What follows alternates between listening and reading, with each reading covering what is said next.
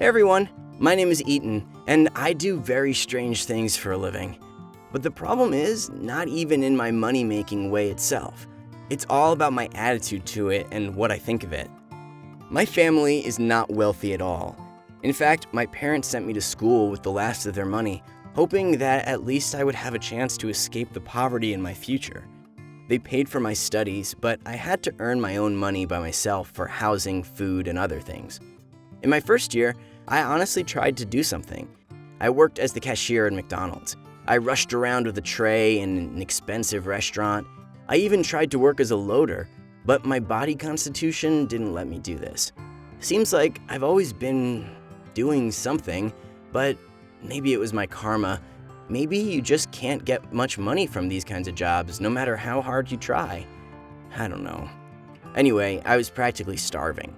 There was no money even to buy the most necessary things. I spent practically everything I earned on more or less the decent housing I rented.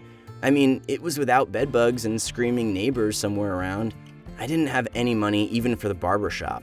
That's how I made a strong-willed decision, to grow my hair. I didn't look in the mirror when living like this because, well, I wouldn't see anything new there.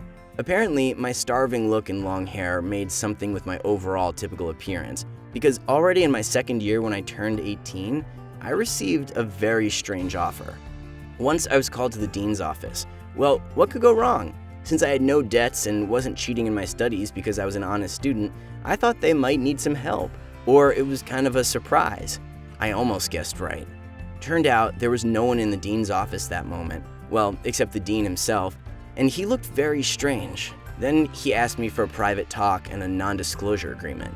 I was surprised, but I agreed anyway. I even signed some papers that I would not tell anyone or write anything about the things I would hear in the dean's office. The dean offered me money, a lot of money right away, much more than I ever earned in eateries and such in a month, and all he needed from me was my naked pics. That's where my brain cracked up.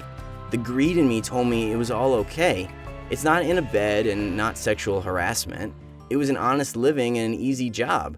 But my conscience screamed that this was the way to slide down to something even more obscene, and that I would never wash it off afterwards.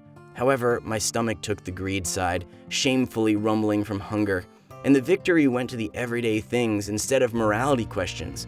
But I also asked the dean in turn to sign a document, according to which he undertook the obligation of non-distribution of these pics.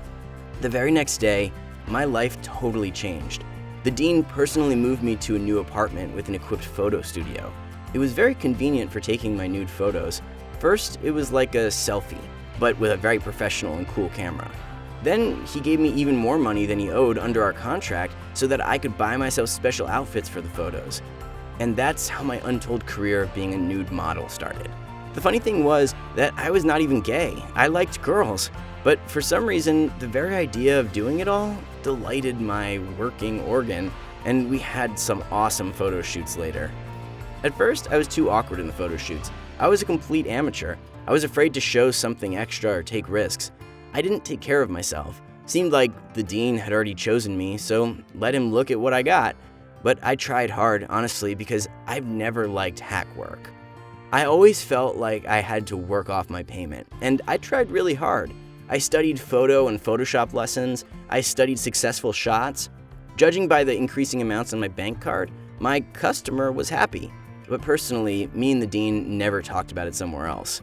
Just for a year, I managed to save up for an apartment, buy a middle-class car, and a new wardrobe for my new looks. Even though I've been sending some of the money to my parents, they thought I got a good job at the office or something, and they were very proud of me. Things went well with my studies too. I was not a fool myself, and the support from the backside, literally, was just what the doctor ordered. At some point, I started getting strange thoughts. I realized I couldn't date girls anymore. No, not in the sense that I suddenly started loving guys instead. I just couldn't do it. I just always felt like I was betraying the dean by engaging in some other relationships. I don't know where I got it in my head, really, because we only had business and financial relations. No other things. He never even called me in his office as a student. If there were any questions about my studies, I solved them with a secretary. I didn't solve these issues myself. I constantly tortured teachers with this one. But I was keen on fitness to pump up my body. I started watching after my appearance.